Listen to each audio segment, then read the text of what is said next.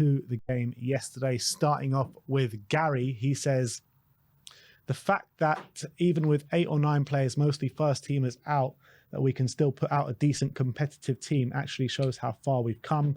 Yet all I see is that the thin squad is so predictable. Do you agree with that? There's some truth to that, in a way. Imagine Arsenal losing Gabriel, losing Saliba, losing Havertz, losing Jesus, losing their 2 backup wingers as well, and losing one of Partey or Rice. How would they have fared? I mean, they lost Odegaard and they couldn't buy a win. Exactly. So, is there not something to say about, having that amount? And this is what also the point that I've said before. It's not, when you have this amount of injuries, it's actually not what you miss with those injuries necessarily. It's how much pressure you put on the players remaining there and how much you demand of them. And I think that also causes issues. There's a double issue when you get an injury. It's obviously you're missing the player that's not playing, but also you're putting extra strain on the players that are now have to stay fit and have to put in the extra effort.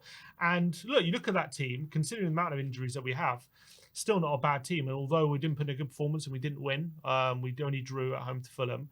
I wouldn't say it's a testament to the squad depth we have, but I would say, I saw a lot of complaints about a thin squad yesterday, but I think anyone's squad would look thin with the amount of injuries we have.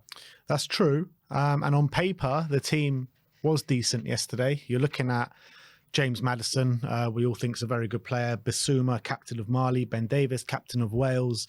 Dragusin, at the heart of defence for Romania, playing very well for them. Porro, Spanish international. Doggy, Italian international. Pat Mate Sarr, Senegal international. Brennan Johnson, a Welsh international. Son Heung-min, one of the best players in our Premier League history. And South Korea, captain, and Timo Werner as Timo Werner, but German international, and Fraser Forster. But we've got a team full of we've got a team full of internationals and international captains as well. Yeah. And to put out performance like that is nowhere near good enough. Yeah, but you're playing against a team also full of internationals, probably against Fulham, also a good team. I saw them go to the Etihad. I know they won City, but Fulham easily should have won that game or should have got something out of the game. I've seen them play very well in a lot of games this season, Fulham, against good teams, not just us. So I expected them to show a good performance. It was never going to be a rollover, this game. It was always going to be tight.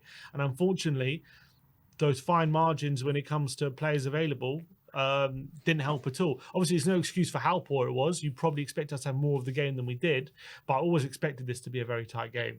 Yeah, I agree. We both predicted 2-1 wins to Spurs. We both said in the preview how Fulham are set up really well. If you told me if I knew in the preview that weren't going to have Solanke and Decky was going to be rested, I probably would have said we'd drop points. But man for man, we're better than them all over the pitch. Yeah, but it's always about context and where you're at the game. We've had a couple of taxing games against Roma, which went down to the wire, and Man City. Obviously, we had to put a lot of energy into that one. We've got a lot of injuries at the moment, so the players on the pitch are just being asked to do a lot. I'm not saying that we should be as bad as we were. And obviously, yeah, you're right. Man for man, we're on the pitch, and it's disappointing how bad it was and how much of the game Fulham had. I'm just saying that it's like Fulham are a good team, and it was always going to be a very difficult game, and we should be doing more.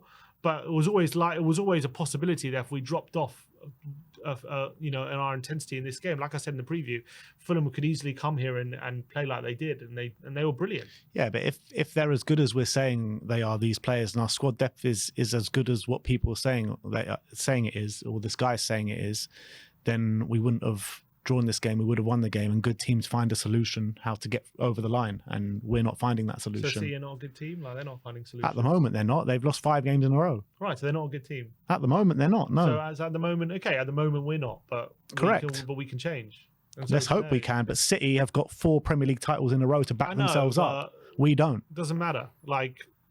We got a failed top 4 challenge and no trophies since 2008. Okay, but that doesn't mean anything. Like, in terms of what we can do this season. Like, in terms of the squad we have good players and we have a good squad. When they're asked to do too much and their intensity drops, and at the moment it's causing problems, and just got to figure it out. Yeah. Well, last week we battered City 4-0, so we're a good team. And the week before we lost to Ipswich at home. So we're a good team one week and not the next. Like, we're an inconsistent team. That's what we are. We're able to get ourselves up for the big games, but on a regular basis when we're playing the sides in the bottom half of the league, we're not able to get ourselves up for it and we're not able to churn out performances. At the moment, we're not. Yeah, so far that's what this season has shown so far. Yeah, after 13 games, there's still a lot to go. Super Spurs says Vicario, Romero, Van de Ven, Bentancur, Richarlison, Solanke, Odegaard, all first teamers, all would either get a start or minutes in the Premier League game if fit. The stick Ange is getting, I can't understand. Our squad depth without all these players is weak. City lose. So another one. Yeah, I think he makes a good point. I think more to do with the fact that I think Ange has to take some flack because can he adjust things a bit to ease the workload on the players or try and keep them fresher? But as I say, you know, I read off the injuries we have and I said if other teams had these kind of injuries, you say they just find ways to win, but they haven't been. And why is Ange expected to do it and the other teams aren't? Why is Ange... Well, the other teams are expected to do it as well. And we're falling behind the pack. We are falling behind the pack. We're 5 points behind. It's still very close. It's it's a couple of wins. It's not far, not that far. But you're right. Look, we have to keep pace with them. But I'm just saying, if other teams had the injuries we had as well, we've seen already this season. City have bad injuries, and look at them. Arsenal had one injury, and look how they weren't getting results. So, like, I understand. My point more is about Ange doesn't deserve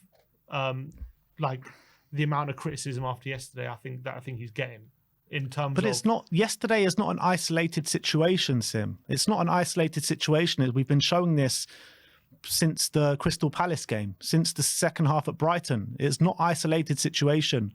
We're showing this against Palace. We're showing this against Ipswich. We're showing this against Fulham, regardless of injuries. Right. Okay. But doesn't mean those injuries don't make an impact. Okay, fine. Maybe in this certain game it made an impact, but we're showing these frailties on a consistent basis now. Okay, but we're also showing good performances as well. Yeah, but these good performances are getting cancelled out because of these bad losses and because of these bad drop points. Well, it's not cancelled out because we're still right up there. Not right up there, but we're still, in there. We're 5 points behind Chelsea. If we don't get a good 5 points sounds like a lot, but it's not a lot. Yeah, well, it won't be. It will be a lot more in the next couple of games if we keep said that last dropping time points. That we beat City. Yeah, and now we've dropped points to Fulham, so we're back. We're actually further away now. No, but if you said if I offered you 4 points out of City and Fulham, you probably would have taken it. Yeah, you're right. I would have, but I just can't see anything in these next two games. So if we do, if what I envisage happens and we don't win in either of the Chelsea or the Bournemouth game, we're going to be a lot further behind than we are now. You also didn't envisage we would beat City, and we did. So what does that mean? And I also envisaged that we were going to beat Ipswich and we were going to beat Palace, and at half-time that we were going to beat Brighton. We shouldn't trust what you envisage, is my point. Or what anyone envisages, I guess. But at the end of the day... Exactly, that's my point. Spurs are just so unpredictable. We might beat Bournemouth. That's just Tottenham at the moment. Yeah, but we're bemoaning the fact that we've got all these injuries, and that's a reason why we drop points against Fulham. We've still got these injuries against Bournemouth. We're still going to have these injuries. Should be back. Hopefully Romero's back. Decky will be back in the team. So that's 3 players, and that's significant. And with all those guys in the teams, we still lost to Ipswich and Crystal Palace. Yeah, we also beat City and Villa and Man United. Yeah. Next up is Sean THFC saying top goal scorers in the whole division. Probably 2.5 poor performances out of 13, 5 points off second in the league, first choice centre-backs and keeper out along with 5 others, still in every competition, and people who call themselves fans post this, it's mental illness, get help. And the post that he's responding to says, lose at Bournemouth, get spanked by Chelsea on Sunday, and that will be that. Levy ain't going anywhere by sacking Ange, and his band of unqualified coaches will be the start of an actual rebuild. We can all then hopefully put this embarrassment behind us. I mean, that's just stupid. Do you think he actually gets sacked if we lose our next 2 games? No, but I think that if results do spiral from now until the end of December, I think he could do. Everyone keeps saying spank, spank, spank. We haven't lost by more than a goal a whole season. So I don't know where this spanking is coming from. Yeah, I mean, it was a bit of a spanking yesterday, even if we didn't lose the game. I mean, we would deserve to lose. I don't think it was a spanking. We should have lost. Don't get me wrong. It wasn't. We got physically dominated all over the park. We got they created a lot more chances than us, and they got over double the XG than us. Yeah, as I say, that No, and I'm not disagreeing with that. But in terms of the clear like sitters that they had, there was only really a couple. Like they didn't really have like loads and loads of clear cut chances. They had chances. Don't get me wrong. But my point is, we haven't lost any game by more than a goal this season, and all this talks of like spankings. We haven't been spanked at all by anyone this season. Although we have had some bad losses. Don't get me wrong. Jack Pitbrook says Tottenham had 7 substitutes today who had never started a Premier League game. Austin Bergvall, Spence Gray, Lancashire, Olusesi and Williams Barnett. The only 2 who had were Dejan Kulusevski and Sergio Reguilon, who last played for Spurs in April 2022. Yeah, and that's the state of the bench yesterday, unfortunately. Yeah. Look, I think a lot of teams' benches would look like that if they had the injuries we had. Yeah, we have 8 injuries, is it? Or 7? For 4 teams who would have been in the squad yesterday. Who's injured? Who are injured? So we've got Solanke that was injured yesterday, Romero Van der Ven, Romero, Bentancur, Vicario Van der Ven, Odebear Richarlison, and Mikey Moore's also injured. Yeah, so you're talking about 5 like starters probably. Yeah, but squad players also make a difference. It puts pressure on those players to also keep playing. The players that are currently playing. Yeah, but we still had 5 players on the bench yesterday who are supposed to be first team players and are supposed to be there for squad depth. Yeah, but they're teenagers.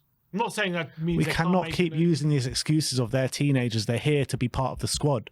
Yeah, and we should use them more, but it doesn't mean we should expect them to come on and win the game for us. No, but we should expect them to come on and actually make an impact. Yeah, we should. Well, because that's why they're here. Otherwise, they should be on loan, or they should, they should be on loan, and they should be getting first team experience. If we don't believe in them, experience here in the Europa League.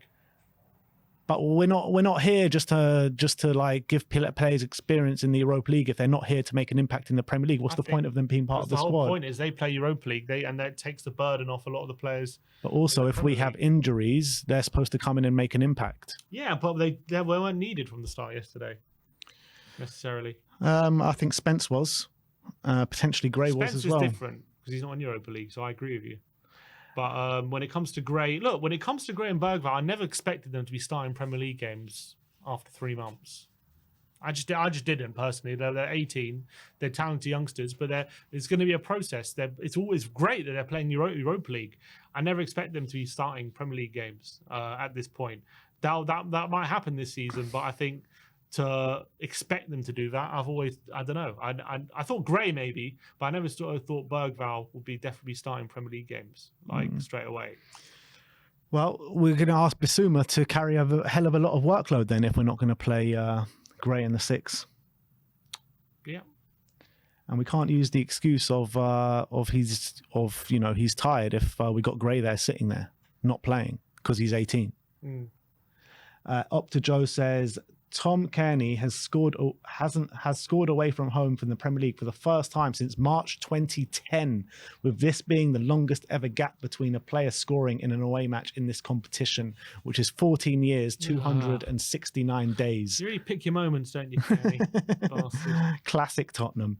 Spurs Watch says Tottenham's Premier League record on Saturdays this season: Everton 4-0, Brentford 3-1, West Ham 4-1, and Man City 4-0. Compared to Tottenham on Sundays, which is a 2-1 loss to Newcastle, a 1-0 loss to Arsenal, 3-0 win against Man United, 3-2 loss against Brighton, 1-0 loss against Crystal Palace, 4-1 win against Aston Villa, and a 2-1 loss against Ipswich. And then Fulham. Yeah. Jacko Cat says today's performance was the worst this season in the league, worse than Palace, worse than Brighton. Without Romero, Kulusevski, Bentancur or Solanke, will never be consistent.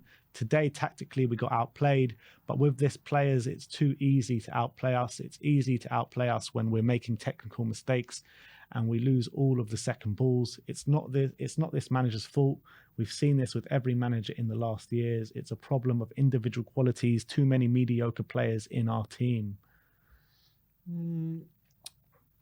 I mean, too many mediocre players. Well, I guess maybe in the lineup yesterday, but in the mediocre players, or the players you'd point to as being mediocre, they're the ones who actually played well. Yeah, I think he makes a good point when it comes to missing more Decky, Romero, Solanke. That quality definitely hurt us yesterday, for sure. But in terms of the team, Was it too many mediocre players? I don't know. I don't know if that's who's he pointing. Depends who he's pointing to, I guess.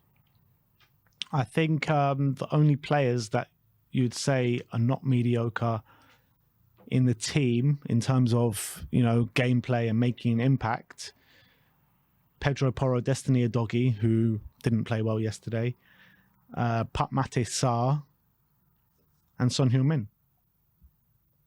And Maddison. I think Madison's done nothing to suggest that he's not.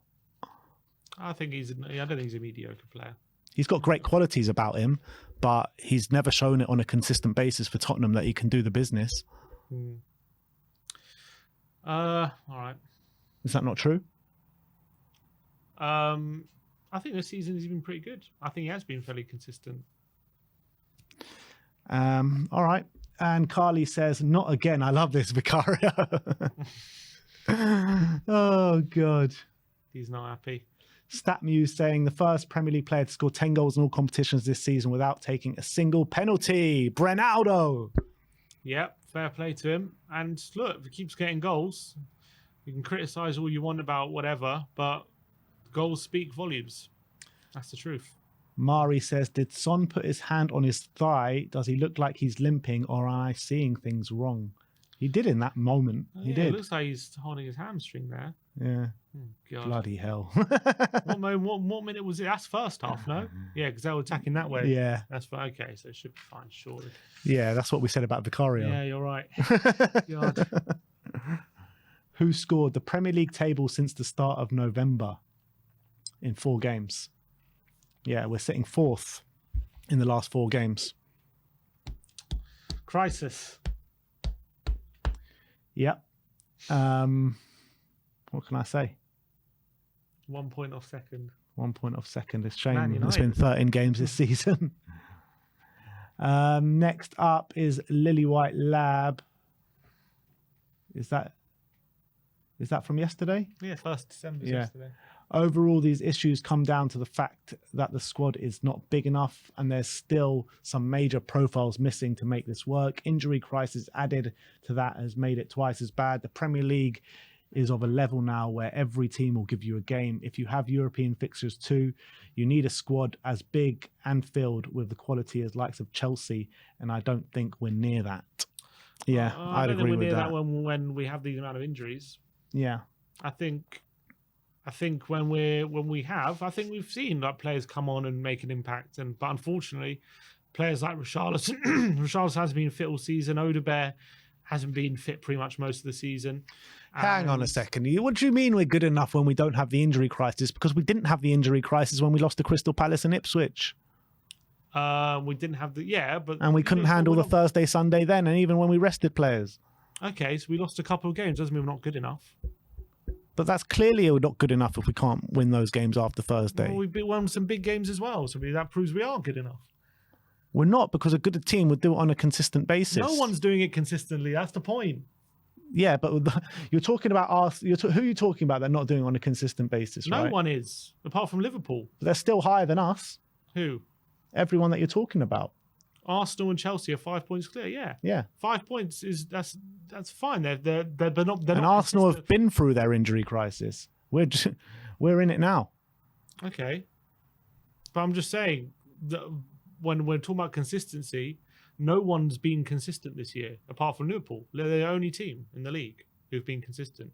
You can put a thing about look at fixtures, and like barely anyone has been able to put a run of consecutive wins. Chelsea have done it twice this season.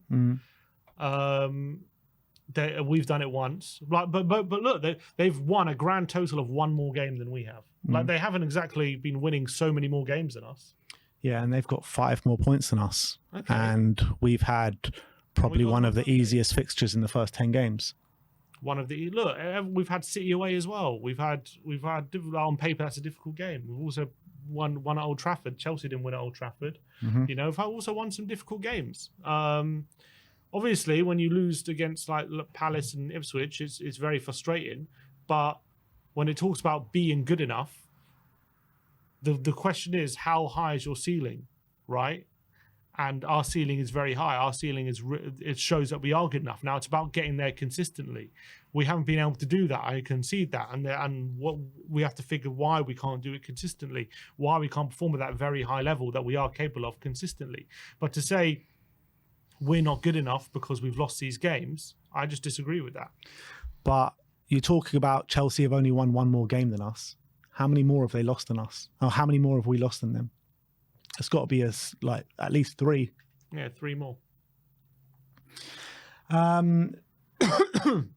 What's the next one? Harry Brooks. Someone at Spurs needs to grab hold of Johnson and tell him you're not maximising what you can be. You found a great weapon of arriving into areas and finishing excellently, but you're relying on it and you could be so much more. I agree with that so much. You don't have to be world class at 1v1s, but even if he shows willingness to just stay on the ball, carry it, and do with positivity and purpose, it'll add such a huge dynamic to this game and how Spurs attack. Even if you don't beat the player, but carrying it, drag opposition of players away, creates gaps. Just be willing to stay on the ball longer and move with the ball would elevate him and Spurs attack so much. And I completely agree with that, to be honest. Yeah, completely. I think Brooks is always very good.